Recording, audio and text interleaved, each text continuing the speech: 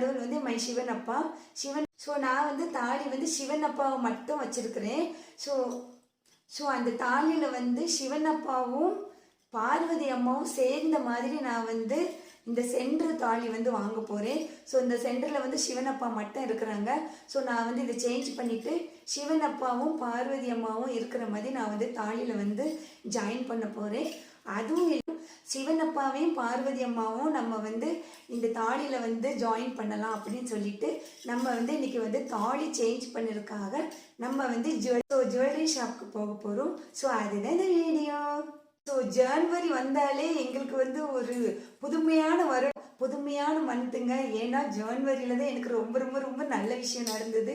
So ஜனவரியில தான் எனக்கு வந்து பொண்ணு பார்த்தாங்க. ஜனவரியில தான் எனக்கு மேரேஜும் ஆயிடுச்சு.